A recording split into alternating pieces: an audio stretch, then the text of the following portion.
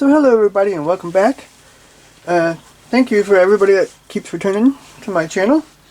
And for all you that keeps returning without subscribing, will you please subscribe? I really appreciate it. Today we're going to take a look at this M48A3 Patton and 135 scale from Tamiya. So let's get started looking at this. So here we have our recognizable Tamiya instruction sheet. We got information over a tank in English and in German. Guess I must have bought this here. I don't see a parts map. Nope, no parts map. That's okay. So you can see here we build road wheels, we build the sprocket, we put the road wheel arms on, we put our toe shackles on here, put the sprocket hub on. There's a couple hooks that go in the back here too. Then we got a couple shocks to put in there, the pin for the idler wheel, and for the sprocket, a couple plates on the back. We got all our support rollers there. Put our road wheels and our sprocket on. And then we have the back grill here and all these towing parts for the back, the tow panel and everything. So number 5, we have a half of a man we put on. I guess that's for the driver. It looks like the driver's seat. Yeah, driver figure. It's just his upper torso. We got the driver's seat here. And we're going to put it in upside down, and there's a poly cap to put underneath. This is a pre-assembly for the air cleaners number 7 here. So here we got the fenders. We got these fender supports in the front. They're like kind of springs. The Abrams had something similar to it too. And look at all these fender supports, as well as it looks like a traverse lock for the gun. A couple other little parts there. So then our air cleaners we built on the pre-assemblies and we put here. And we have the lights and stuff here in the front too. And here in the back as well. All these boxes. Then number 8 we built the gun barrel together. We got the mantle and these hooks here for it. Here we have our spotlight. So here we have to make holes into the sides of the turret, probably for these bustle racks here. 11 we build a machine gun together, and also the tow cable. So 9 we have a jerry can to put together. We put the bottom of our hull, this piece on the inside for the gun, the top of the turret. We put our doghouse on, the hatches on, our jerry can on, put the gun into it, put the bustle rack on, a couple other little hooks and stuff here on the top. Here we build the cupola together here, the commander's cupola. We put our spotlight on, got another infantry rail on this side, and these holders for the bustle rack, plus the tow cables here. And we put a machine gun on. So number 12 we have a commander figure. And then we put the commander figure in to the turret, put the turret on the tank, and put the upper and the lower hull together.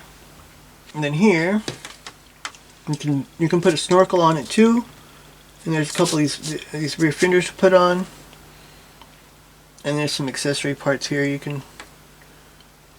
It's a position of accessory parts can vary. Show below as an example.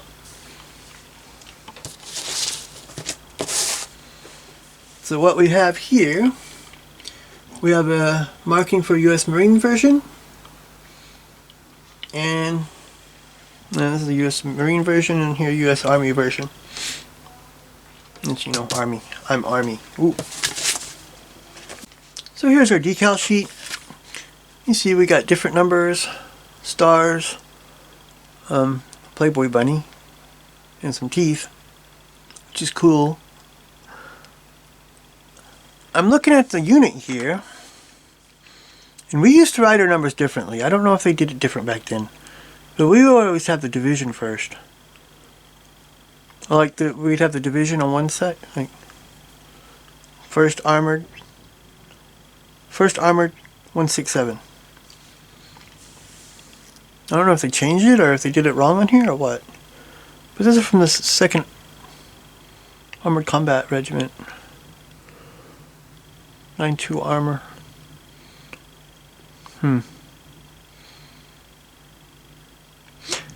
Well, the bumper number is Bravo 12. From the 2nd Armored Division. So here we have sprue A. We have a bunch of road wheels, sprocket, these hub parts, the support rollers, road wheel arms. These are all pins for the support rollers. I see the road wheels look like they have some good detail there. Lights here look good too. Looks like it's a good molding.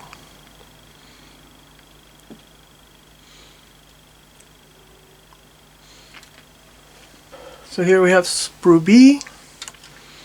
See more road wheels, sprocket. We have our rear panel, our extra track, the snorkel, backpacks. These are the shocks.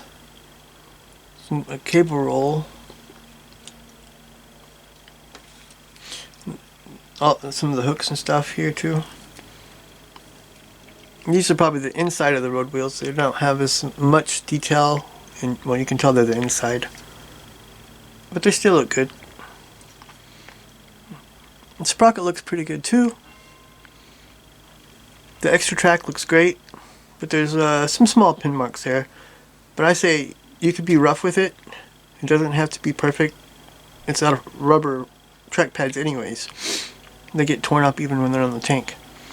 Snorkel looks good. I think the backpacks look pretty good too.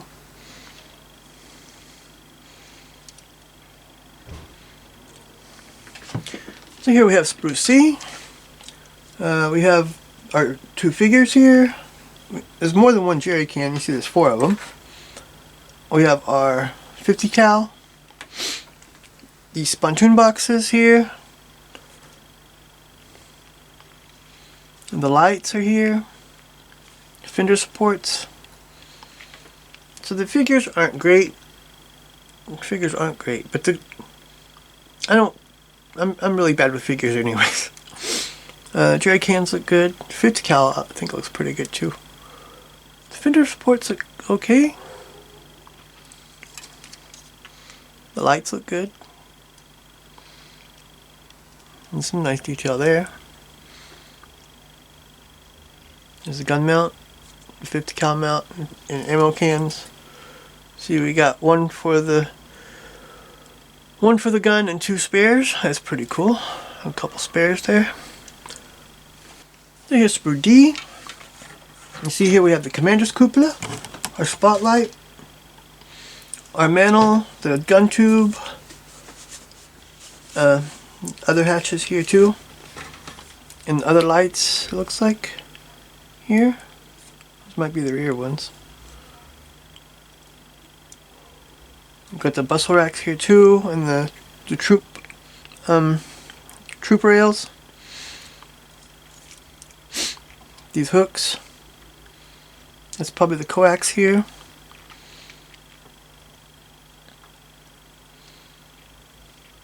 I think there's some good detail around here. The gun tube looks okay. I just hate the 2-part gun tubes like that though. You get seams on them all the time. But I'm more careful now than I used to be. There's also here these braces for the rear bustle rack. I probably won't be using this spotlight. I got another one for it.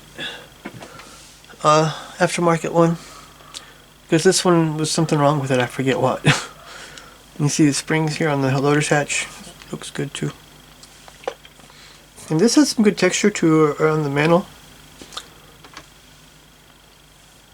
The next sprue is the bottom and the top of a turret. I think the turret has some nice looking, I don't know, it's definitely cast. But it looks really nice, I think. The bottom of the turret, nothing special there. They made it smooth. You're not going to be able to see it really anyways. But we know it's there. We have an antenna mount here too, so we can put an antenna in it.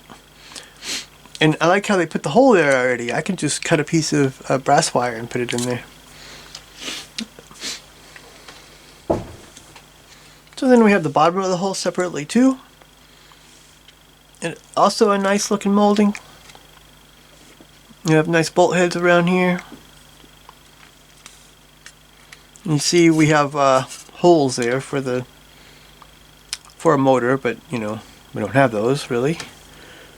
But they still have the detail here, which is different than a lot of other ones, because on a lot of other ones it's just flat. They have the holes for the motor parts, but they just make it flat. But this one they actually put detail in it. So you can just close these up if you want. I usually leave them open. I don't really care. It's underneath. It's good texture though. Then we have the top of the hole. I really like how this looks around here. It's really nice molding. It's good texture too. It's like a rough texture to it. This is nice. And this really reminds me of the fenders on the Abrams. Except ours are rounded and not squared off like that. But still, it's really similar. The fuel caps. I'm not sure where the exhaust is here. These might be the exhausts. Oh no, the exhaust is in the back, I guess. You see here we have periscope, but I didn't see no clear periscopes in there. There's something on here too. Something broken off? Looks like something's broken off here on the front, which is really sucks to get something broken before you even start building it. But I like the molding, it looks good. So then we have a baggie here. And in this baggie we have, it helps if it's in the camera, I think. Well, there, you can see the lens for the spotlight. And this plastic cord here. The poly caps and the thread for the tow cables. And lastly, we have our poly track. We got poly track on this. This is really good thick poly track. You can see here there are a few spots that need cleaned up, but you can go really rough over, because these are rubber track pads and they get torn up really bad. So you can take something really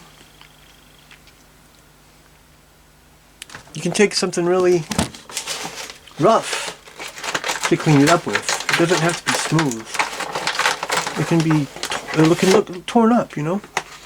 You can even just like scrape it off like with a knife. But I would do that anyways. Anyways. I got those little the files. That would work good to go over all the truck pads here and rough them up really good. Make them look like they're torn up some from the road. So that's all the parts that was in here. So what do I have to say about this kit?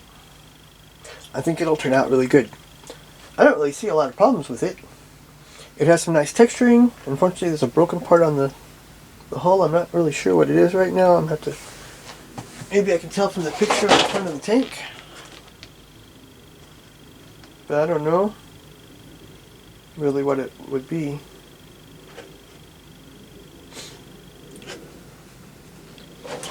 But it looks like all the parts are there. It's normal Tamiya. They do a pretty good job, and it's not complicated. They're simple builds, and they build into nice models, and that's what I like. That's all I have really time for. These complicated kits. I just can't do them. It takes me like 50 hours, and I don't have 50 hours. So thanks for watching. Please like and subscribe. And join me next time. We're going to take a look at this M2 Bradley from Academy in 135 scale. I had this before, and it didn't make it from the States, so I got it again. I'm going to take a look at this next time. So thanks for watching. Until then.